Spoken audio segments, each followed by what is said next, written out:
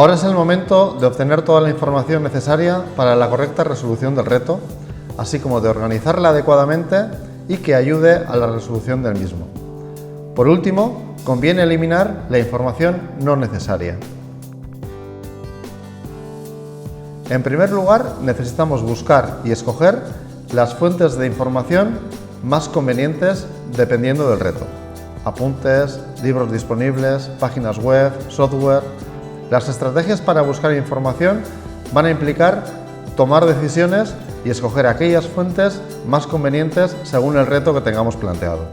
Además, hay que tener en cuenta que podemos encontrar retos similares al nuestro, de modo que no partiremos de cero, sino que aprenderemos de las experiencias anteriores basándonos en las buenas prácticas de estas experiencias e introduciendo mejoras en aquellos puntos débiles que se identifiquen en ellas.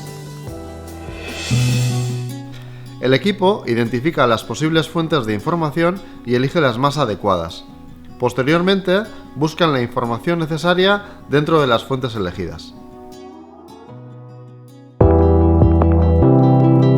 Una vez localizadas las fuentes, tenemos que encontrar la información necesaria dentro de las mismas. Aquí es donde tenemos que profundizar en la fuente, es decir, debemos leer, visualizar, escuchar e interactuar con la información disponible y decidir qué aspectos de esta son útiles para resolver nuestro reto. Debemos extraer la información necesaria tomando notas, sacando copias, anotando citas, etc. Debemos extraer de esas fuentes lo verdaderamente necesario, la información relevante. La información extraída en el paso anterior debemos comprenderla, debemos organizarla y procesarla, así como integrarla para presentarla con nuestras propias palabras y en la forma requerida por el reto. Alex Osborne, experto en creatividad, afirmaba que la pregunta es la más creativa de las conductas humanas. Esta técnica consiste en un conjunto fundamental de preguntas que se usan para formular en el reto todos los enfoques que sean posibles y así abrir la perspectiva que tenemos del mismo. Hay que hacerse estas 6 preguntas en positivo y en negativo. ¿Qué? ¿Por qué? ¿Cómo? ¿Cuándo? ¿Dónde? ¿Y quién? Tanto en sí como en no. En ocasiones, la información vital no deriva de hacerse la pregunta en positivo, sino también en negativo. Tras el planteamiento de estas preguntas y sus correspondientes respuestas, la visión del reto es más abierta. Tenemos más perspectivas para abordarlo y pasar a la etapa de generación de alternativas. ¿De qué maneras se está trabajando la motivación en general hoy en día y de qué maneras no, al contrario, se desmotiva? ¿Dónde se trabaja la motivación? ¿Dónde no se trabaja la motivación hoy en día? ¿Quién trabaja la motivación y quién no trabaja la motivación? ¿Cómo deberíamos trabajar la motivación y cómo no? ¿Cuándo se trabaja la motivación y cuándo no se trabaja la motivación? ¿Y por qué trabajamos la motivación y por qué no? Los mapas mentales son una forma revolucionaria de plasmar el pensamiento y la información en un documento. En los mapas mentales se coloca una idea principal en el centro y los temas o ideas secundarias se irradian y relacionan desde el centro hacia afuera, lo que nos posibilita una visión organizada de la información. Los mapas mentales son muy útiles para almacenar datos, fomentar la creatividad y la memoria y ayudan a ordenar y estructurar el pensamiento mediante asociaciones de imágenes y palabras clave. Ayudan a la organización lógica y estructurada de los contenidos. El pensamiento irradiante es la forma natural en que trabaja el cerebro humano. Al diseñar mapas mentales debemos utilizar ambos hemisferios del cerebro, estimulando el desarrollo equilibrado del mismo. Usaremos palabras claves e imágenes colocando en acción el hemisferio izquierdo y el derecho respectivamente. En definitiva, crearemos una foto que nos permitirá recordar su composición de forma ágil y espontánea.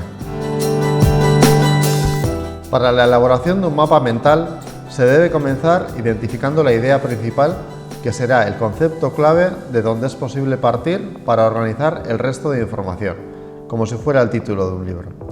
Por ejemplo, si vamos a elaborar un mapa mental de nosotros mismos, la parte central podría ser la palabra yo o una imagen nuestra.